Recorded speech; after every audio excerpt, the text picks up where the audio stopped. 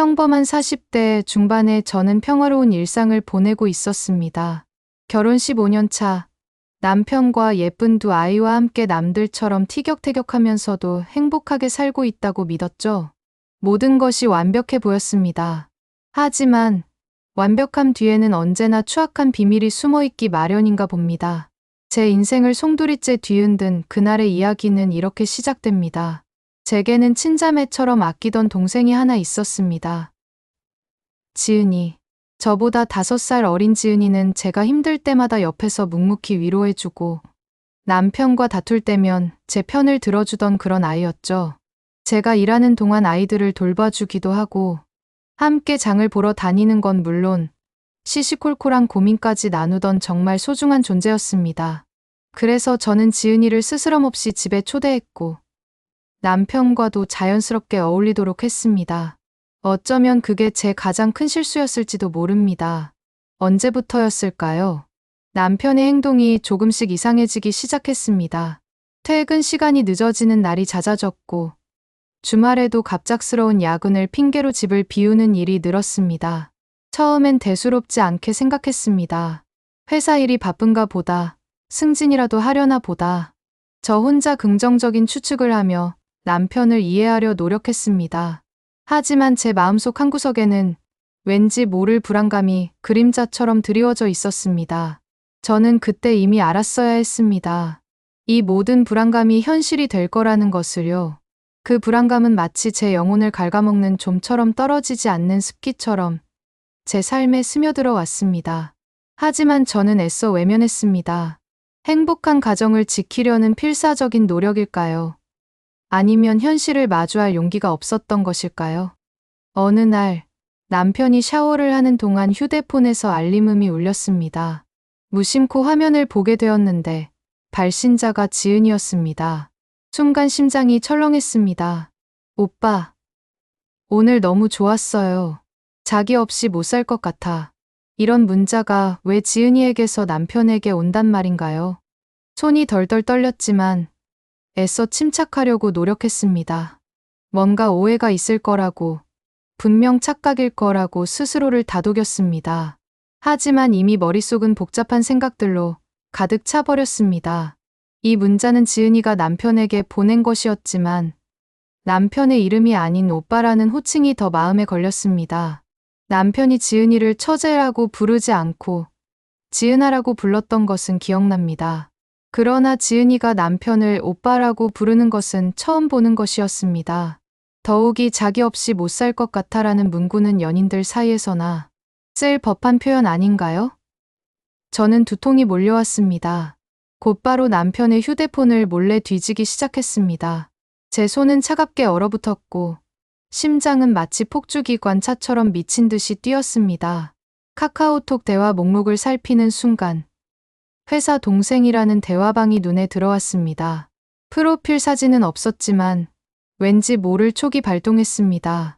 조심스럽게 대화방을 열어보니 차마 눈 뜨고 볼 수 없는 대화들이 오고 가고 있었습니다. 남편은 지은이를 내 사랑이라고 부르고 있었고 지은이는 남편을 자기야라고 부르고 있었습니다.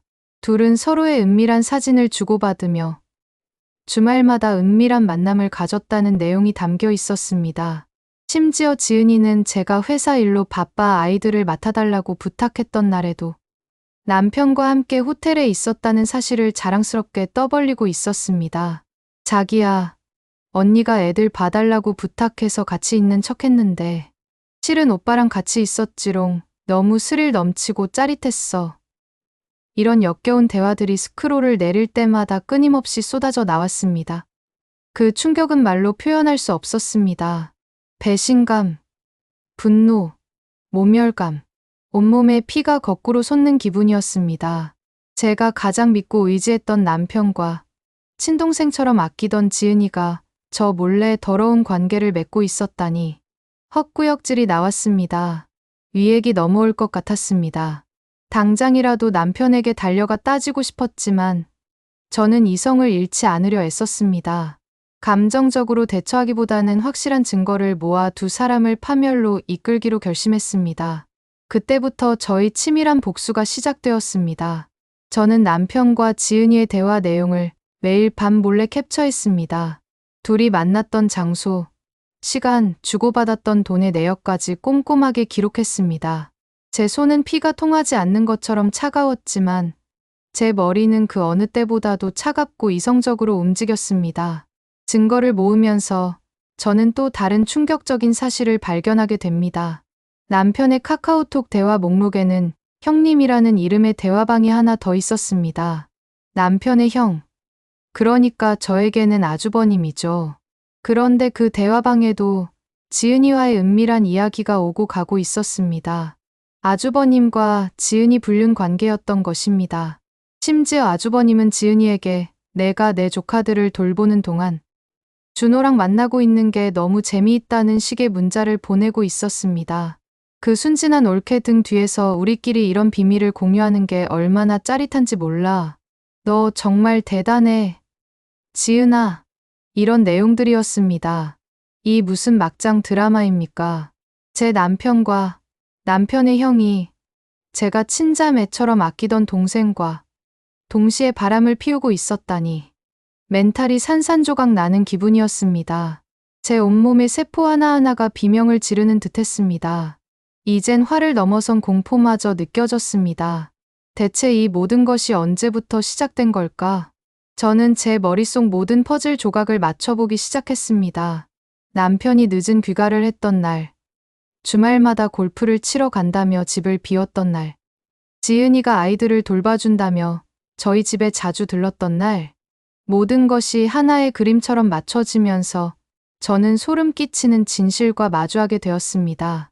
그 모든 시간, 저는 아무것도 모른 채 그들의 위선적인 웃음에 속아 넘어가고 있었던 것입니다. 제 심장은 찢어지는 듯 아팠지만 동시에 뜨거운 복수심이 활활 타올랐습니다. 저는 남편과 아주버님, 그리고 지은이에게 완벽한 복수를 계획했습니다. 결혼기념일, 저는 남편과 아주버님 가족, 그리고 지은이를 모두 초대했습니다. 평소와 다름없이 밝게 웃으며 손님들을 맞이했습니다. 마치 아무 일도 없는 것처럼 저의 내면이 지옥불에 타오르는 동안에도 저는 완벽한 아내이자 며느리의 가면을 쓰고 있었습니다. 테이블에는 제가 직접 만든 정성스러운 음식들이 가득했습니다. 한때는 이 음식들을 만들며 가족의 행복을 빌었지만 이제는 이 모든 것이 파멸의 전주곡이 될 것이라는 생각에 섬뜩한 쾌감이 느껴졌습니다. 모두가 화기애애한 분위기 속에서 식사를 마쳤을 때 저는 자리에서 일어나 와인 잔을 들었습니다. 여러분, 오늘 귀한 걸음 해주셔서 정말 감사합니다. 특히 저희 결혼기념일을 축하해주러 오신 아주버님과 지은이에게 감사드립니다. 제 말에 남편과 아주버님, 지은이의 얼굴에는 미묘한 긴장감이 스쳤습니다. 그들의 눈빛에는 불안감과 당황스러움이 스쳐 지나가는 것을 놓치지 않았습니다. 저는 그들의 얼굴을 하나하나 응시하며 말을 이어갔습니다. 오늘 이 자리에서 여러분께 아주 특별한 선물을 보여드릴까 합니다. 제가 오랜 시간 공들여 준비한 제 인생의 하이라이트라고 할 수 있는 선물이 될 겁니다. 저는 미리 준비해둔 노트북을 거실 대형 TV에 연결했습니다. 화면이 켜지자 모두의 시선이 TV로 향했습니다. 첫 번째 영상은 남편과 지은이가 모텔 주차장에서 진하게 키스하는 CCTV 영상이었습니다. 영상이 재생되자마자 남편과 지은이의 얼굴은 핏기 하나 없이 새하얗게 질렸습니다. 그들의 입꼬리는 경련하듯 떨렸고 눈동자는 갈 곳을 잃고 헤매었습니다. 아주버님 역시 당황한 표정을 감추지 못했습니다. 그의 얼굴은 벌겋게 달아올랐다가 다시 창백해지는 것을 반복했습니다. 두 번째 영상은 아주버님과 지은이가 팔짱을 끼고 다정하게 걷는 영상이었습니다. 심지어 아주버님은 지은이의 허리를 감싸 안으며 귓속말을 하고 있었습니다. 지은이가 아주버님의 팔짱을 끼고 환하게 웃는 모습은 저에게 엄청난 충격을 안겨주었습니다. 그들의 행복한 모습이 제 눈에는 지옥처럼 느껴졌습니다. 세 번째 영상은 더욱 충격적이었습니다. 지은이가 남편과 아주버님에게 각각 돈을 요구하고 명품 가방을 사달라고 조르는 내용의 대화였습니다. 오빠, 나 이번에 신상백 너무 갖고 싶어. 자기야, 나 용돈 좀 더 줘. 명품이 없어서 친구들 만나기도 창피해. 이런 말들이 생생하게 들려왔습니다. 심지어 지은이는 두 남자에게 각각 다른 명품 브랜드의 가방을 요구하며 누가 더 좋은 것을 사주는지 비교까지 하고 있었습니다. 그녀의 탐욕스러운 눈빛과 계산적인 말투는 제가 알던 순진한 동생의 모습과는 너무나도 달랐습니다. 마지막으로 저는 휴대폰에 저장해둔 사진 몇 장을 TV 화면에 띄웠습니다. 남편과 지은이의 은밀한 호텔 영수증 사진, 아주버님과 지은이가 해외여행을 가서 찍은 다정한 셀카, 그리고 지은이가 임신 테스트기를 들고 서 있는 사진까지. 이 아이는 대체 누구의 아이인가요? 제 남편의 아이인가요? 아니면 제 아주버님의 아이인가요? 아니면 혹시 두 분 모두의 아이인가요? 제 질문에 남편과 아주버님, 지은이의 얼굴은 경악으로 물들었습니다. 그들은 입을 다문 채 서로의 눈치만 살피고 있었습니다. 영상이 끝나자 정적만이 흘렀습니다.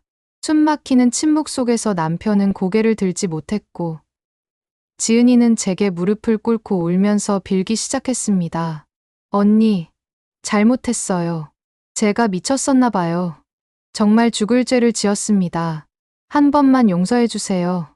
제가 언니 얼굴을 어떻게 볼까요? 언니, 제발 한 번만.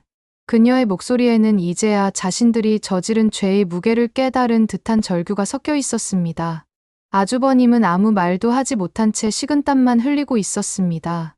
그는 온몸이 굳은 듯 마치 석고상처럼 미동도 하지 않았습니다. 저는 차분한 목소리로 입을 열었습니다. 무엇을 잘못했는지 정확히 말해봐. 내 남편과 내 아주버님을 동시에 유혹해서 불륜을 저지르고 돈을 뜯어낸 게 고작 잘못이라고. 내 가정을 파괴하고 내 아이들에게 돌이킬 수 없는 상처를 준 것이 고작 실수라고?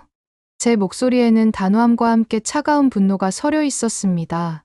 저는 미리 준비해둔 이혼 소송 서류와 지은이에 대한 사기 및 공갈 혐의 고소장을 그들 앞에 던졌습니다. 서류들이 테이블에 닿는 소리는 마치 심장을 찌르는 칼날 소리처럼 날카롭게 들렸습니다. 더 이상 볼장 다 봤으니 법정에서 봅시다. 당신들이 저지른 죄, 모두 합당한 대가를 치르게 될 거야. 나는 당신들의 파멸을 두 눈으로 똑똑히 확인할 겁니다. 남편은 제 발에 매달리며 용서를 빌었지만 저는 이미 마음을 굳힌 뒤였습니다. 그의 비참한 모습은 더 이상 저의 마음을 움직이지 못했습니다. 지은이는 울면서 뛰쳐나갔고 아주버님은 부인에게 끌려나갔습니다. 부인의 얼굴에는 배신감과 함께 남편에 대한 깊은 경멸이 가득했습니다. 저는 이혼 소송을 통해 남편에게 위자료를 받아냈고 지은이는 사기 및 공갈 혐의로 구속되었습니다. 그녀는 결국 자신이 저지른 악행에 대한 대가를 치르게 된 것입니다. 아주버님 역시 부인과 이혼 위기에 처했습니다. 그의 가정도 산산조각 났습니다. 모두가 파멸로 치닫는 순간 저는 비로소 진정한 해방감을 느꼈습니다. 물론 아직 완전히 치유되지 않은 상처가 남아있지만 저는 그 상처를 딛고 일어서 새로운 삶을 시작할 준비가 되었습니다. 제 이야기가 여러분에게 작은 교훈이라도 되기를 바랍니다. 세상에 영원한 비밀은 없습니다. 그리고 타인의 행복을 짓밟는 자들은 반드시 그에 대한 대가를 치르게 된다는 것을요. 이 모든 고통과 시련은 저를 더욱 강하게 만들었습니다. 저는 이제 과거의 어둠에 갇혀 있지 않을 것입니다. 앞으로 펼쳐질 저희 새로운 삶은 더 이상 그들의 그림자에 갇히지 않을 것입니다. 저는 제 아이들과 함께 진정한 행복을 찾아 나설 것입니다. 이 이야기는 저의 비극적인 경험을 넘어 우리 모두에게 중요한 교훈을 전해줄 것입니다. 신뢰와 배신, 그리고 그 속에서 피어나는 강인한 생명력에 대한 이야기입니다. 여러분도 혹시 저와 비슷한 경험을 하고 있다면 용기를 내십시오. 당신은 혼자가 아닙니다. 그리고 당신의 아픔은 언젠가 빛을 발할 힘이 될 것입니다. 부디 이 이야기가 많은 이들에게 경종을 울리고 다시는 이런 비극적인 일이 반복되지 않기를 간절히 바랍니다.